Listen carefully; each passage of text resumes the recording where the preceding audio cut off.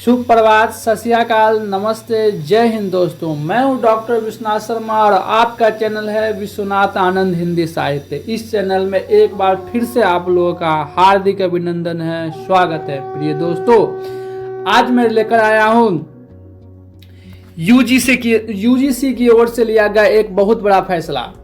अब पीएचडी में नामांकन हेतु कोई भी विश्वविद्यालय की परीक्षा नहीं दे, बल्कि पात्रता परीक्षा के समरूप ही पीएचडी में नामांकन हेतु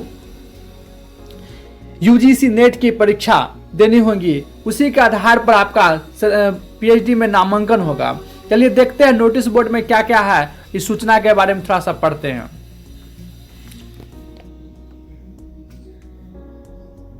तो देखते हैं दोस्तों कि यूजीसी ने क्या लिया फैसला। आचार्य मनीष राज जोशी सचिव हैं, उन्होंने कब लिया फैसला? उन्होंने 27 मार्च को लिया है फैसला। क्या फैसला? National liberty test as entrance test admission PhD, इसके संबंध में है। The university of grant commission, उन्होंने क्या लिया है फैसला? भारतीय university grant commission conduct the national liberty test through the national testing agency, किसके माध्यम से करवाती है? एनटीए के माध्यम से, जो यूजीसी अपनी परीक्षा लेती है। The net conduct twice a year, net जो है कंडक्ट करता है एक ईयर में 2 बार करवाता है। तो एक जून सेशन में होता है, दूसरा क्या होता है? दिसंबर सेशन में होता है। The net score are used to award junior research fellowship, इसमें क्या आते हैं? रिसर्च फेलोशिप आते हैं, जिसको बोलते हैं जेआरएफ। क्या आते हैं? जेआरएफ आते हैं। और दूसरा आते थे क्या? नेट आते थे। अब जो होंगे, जो पीएचडी को भी इसमें जोड़ दिया गया है। ये मैनी यूनिवर्सिटीज कंडक्ट दियर एंट्रेंस टेस्ट, पीएचडी एडमिशन हेतु क्या क्या करवाते हैं? बहुत सारे सभी यूनिवर्सिटी क्या करते हैं? अपने अपने निकालते हैं पीएचडी के एडमिशन के लिए। तो PhD program require the student write the multiple PhD entrance test, PhD entrance test के लिए भी तैयारी करना पड़ता है, जो विश्वविद्यालय के अनुरूप चलता है। लेकिन अब ऐसा नहीं करना पड़ेगा। आप एक ही परीक्षा क्या करना पड़ेगा? यूजीसी नेट की केवल परीक्षा की तैयारी करनी होगी और उसी परीक्षा के अनुरूप क्या होगी? आपका भी उसमें सिलेक्शन होगा। जो क्या होगा? जो नेट बेसिस पर, किस पे बेसिस होगा? नेट बेसिस पर होगा। Based on the expert committee recommendation in its 578th meeting, कब? कितने? 598वें मीटिंग में हेल्ड कर दिया गया ऑन 13 मार्च को 2024 को, कि डिसाइड हो गया। क्या डिसाइड हो गया?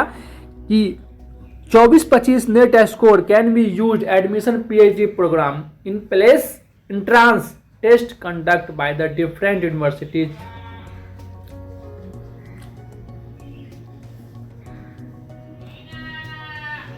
अब क्या होंगे? From June 2024 onward there the net candidates will be declare the eligible in their category. इसको क्या कर दिया गया है? अब जो भी व्यक्ति परीक्षा नेट की परीक्षा दे, उसको 3 कैटेगरी में बांट दिया गया। एक जेआरएफ वाले कैटेगरी, दूसरा क्या है?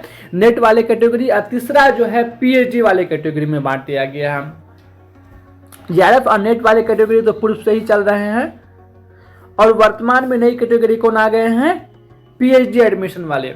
तो जेआरएफ से कम परसेंटेज अंक आने वाले को नेट होते थे, और नेट से कम अंक आने वाले को उनका भी पीएचडी में एडमिशन होगा।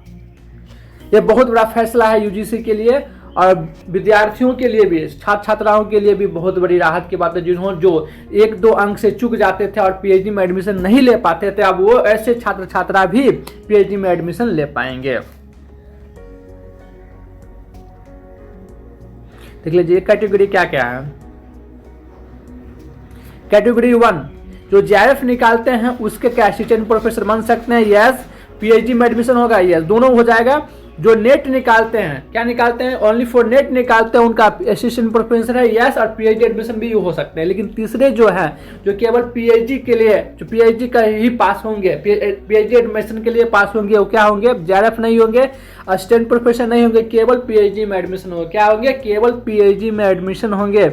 इसलिए छात्र छात्राओं, अब पूरी शिद्दत से, मेहनत से लग जाइए कि अब कोई विश्वविद्यालय की परीक्षा नहीं देनी है। अब यूजीसी नेट के ही माध्यम से आप लोगों का सिलेक्शन PhD में एडमिशन होगा, इसलिए पूरे जोर शोर के साथ तैयारी कीजिए और लगे रहिए। आगे जो भी सूचना मिलेगी मैं आपको देते रहूँगा। धन्यवाद।